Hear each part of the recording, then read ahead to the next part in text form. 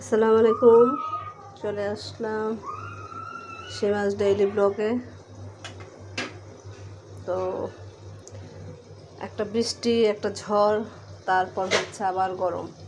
তো আমার মনে হচ্ছে আর কি এই গরম, এই বৃষ্টি, এই ঝড় যাই হয়েছে, অনেক জায়গায় তো অনেক তাণ্ডব চালিয়েছে ঝড়ে, কিন্তু ঝড় কিন্তু গরম কমাতে পারে নাই, তাই না? অনেক গরম লাগছে। আর যারা আমরা রান্না করে থাকি তাদের তো মনে হয় যে মানে আগুনের মধ্যেই থাকি, যতই যেভাবে রান্না করতে আসতেই হয়। রান্না করছি বেগুন ভাজা, মাছ। আর বেগুন ভাজা আমার ফ্রাই প্যানটার মধ্যে না মানে তেলটা এক পাশে গিয়ে জমে থাকে, তো এই পাশটা থাকে না বইলা আমার মানে এই পাশটা সুন্দর হয় না।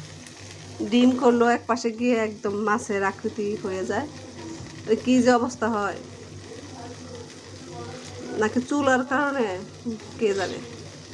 যাক, যে কারণে আমার তো করতে হয়, অসুবিধা সুবিধা সবই আমি বুক করি। যার কিনে দেওয়া দরকার সে তো কিনে দিয়েই শেষ। গরমে আসলে যন্ত্রণা, মানে অসহ্য যন্ত্রণা, ভালো লাগছে না। আর এই রোদ্র মানে বৃষ্টির পরে যে মানে রোদটা আসে, এই রোদ্রে কিন্তু মানে গরম কমায় না, গরম ঠিকই আছে। বৃষ্টি হয়েছে অনেক জায়গায়, অনেকের খুব খারাপ অবস্থা, পানি জমে আছে বিভিন্ন জায়গায়, বাসা বাড়িতে, রাস্তাঘাটে তো খুবই অবস্থা। বাইরে একটু মানে বাবুকে নিয়ে একটু গিয়েছিলাম কালকে, বাবুকে ডাক্তারের কাছে নেওয়ার জন্য। তো ওখানে দেখি মানে এক জায়গায় কোনো পানি না, আরেক জায়গায় একদম হাঁটু পর্যন্ত পানি। এই একটা অবস্থা আর কি। ঢাকা শহরে তো আসলে পানি যাওয়ার জায়গা নেই। সামান্য বৃষ্টিতেই মানুষের বন্যা হয়ে যায় এবং সমস্যা হয়ে যায়। যাক, কী আর করার। তা এখন দুপুর টাইম, বাবুকে আবার আজকে চুল কাটালাম, চুল কাটায় তারপর নিয়ে আসছি। চুল কাটানোর মধ্যে সে যে কাহিনী করে, ওইটাও মানে তাকে মানে উঠানোর মতো ছিল না, তো যার কারণে উঠাই নাই।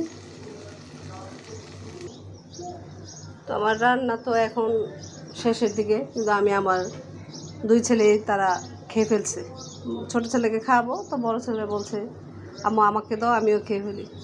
তো একটু মুরগি মাংস তাদের জন্য রেখে দিয়েছিলাম কালকে, তো এটা তারা শেষ করলো।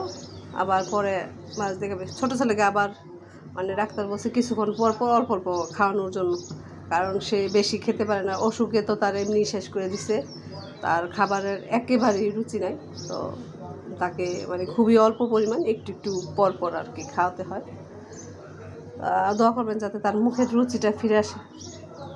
আজকে 2 দিন যাবৎ খালা আসে নাই, আজকে না আসলে 3 দিন। দেখেন কি অবস্থা ঘরের।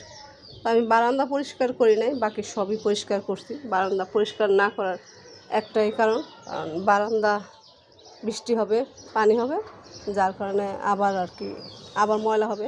তো এখানে যেহেতু আমার আসা হয় না, সে কারণে আমি এই জিনিসটা আর কি করলাম না। কারণ ওই দিক দিয়ে করতে করতে আমার অবস্থা খারাপ হয়ে যায়, আবার কখন আবার এদিকে করব।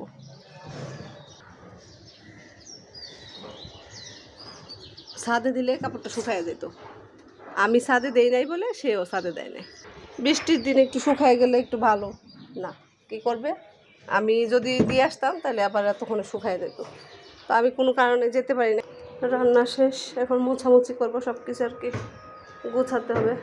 মোছামুছি করলেই আজকের জন্য কাজ শেষ। তারপরে কাপড় ধোয়ার জন্য আবার কাপড় যদি বেশি জমে যায় তাহলে কাপড় ধুতে হবে। তো দেখেন কত কাপড় জমে আছে। ঘর দৌড় আর দেখালাম না, কারণ অবস্থা খারাপ। কাজ শেষে একটু 5 মিনিট রেস্ট নিয়ে তারপর আবার কাজ। খালা না আসলে সবে আবার আমারই করা লাগবে।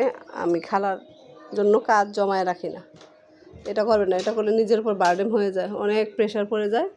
তো এটা আসলে নিজেদের জন্যই খারাপ। তো ভিডিওটি কেমন হয়েছে বলো। আসসালামু আলাইকুম, আল্লাহ হাফেজ।